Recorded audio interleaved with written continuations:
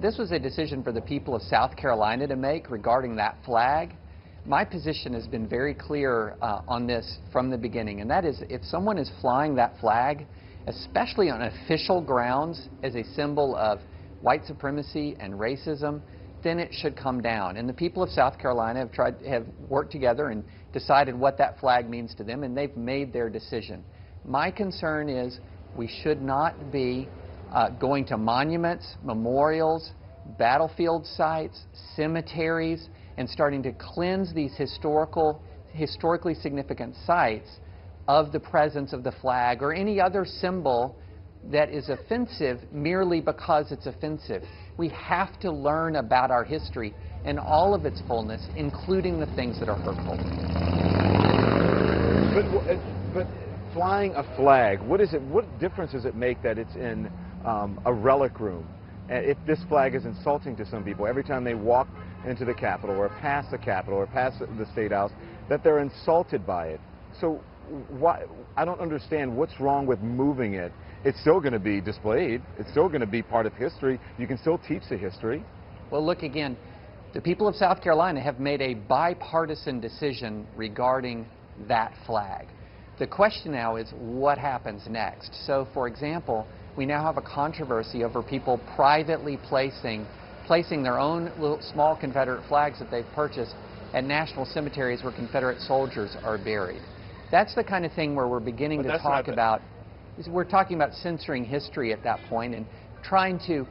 We can't just do that on the basis that some people are offended. History can be hurtful, and we need to be able to communicate it in its fullness. We're not cleansing history. We're not erasing history. But what we are simply saying is that this State House behind me doesn't belong to one individual. It doesn't belong to one group of people. Well, what about specifically to his point where he talks about graves of Confederate soldiers? And you know, we spoke about this amongst our group tonight with my producers, and we talked about what if someone, you know, because I saw people flying the flag on their trucks today and walking around. What if someone carried a swastika flag around, or put a swastika flag on a grave or at a gravesite? How would someone feel about that? Because that is a symbol of hate as well. I have the ability to judge you, and I have the ability to have my opinion about what you're doing, as asinine or as ignorant as it may be. If someone wants to fly the Confederate flag on their own vehicle, in their yard, on their truck, painted on top of their car, that's their prerogative. But that's not what we're talking about here. We're talking about the House of the people that represents us all. But I think he says that the people here, he said that you've made a bipartisan decision in this state, and I think he's okay with that. He just doesn't want history to be whitewashed. But I don't know if putting a symbol of hate, that's a red herring. Nobody's whitewashing history. What we are doing is saying that we understand everybody's heritage. And not only that, but my former colleagues in the South Carolina House of Representatives actually showed empathy last night. And that was just the most amazing thing. So here we are. It's a new day in South Carolina. It really is. Yeah, I want to hear that. David, I want you to respond to this. I want everyone to see this extraordinary moment. It's from last night's debate. I want you to listen to State Senator Jenny Horn.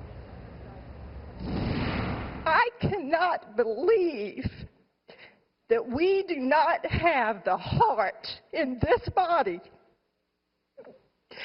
to do something meaningful, such as take a symbol of hate off these grounds on Friday. And if any of you vote to amend, you are ensuring that this flag will fly beyond Friday.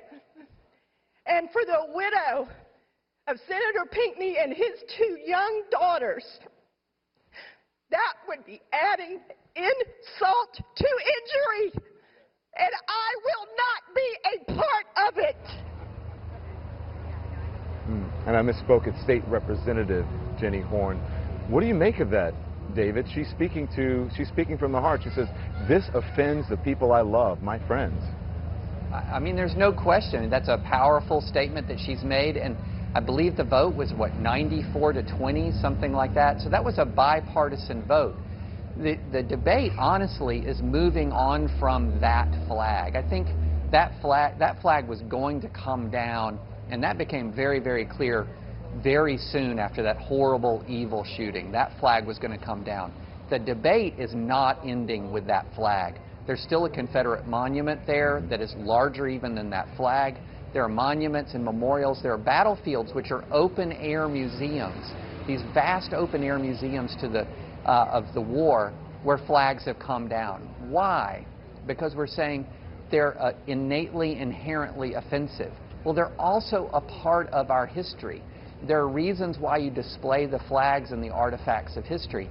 And so we've moved well beyond that. And the people of South Carolina have made their decision. They made it in a way that was peaceful, with civil debate. I applaud them for that. But this debate is far from over, and we haven't established a principle upon which we're going to make those decisions.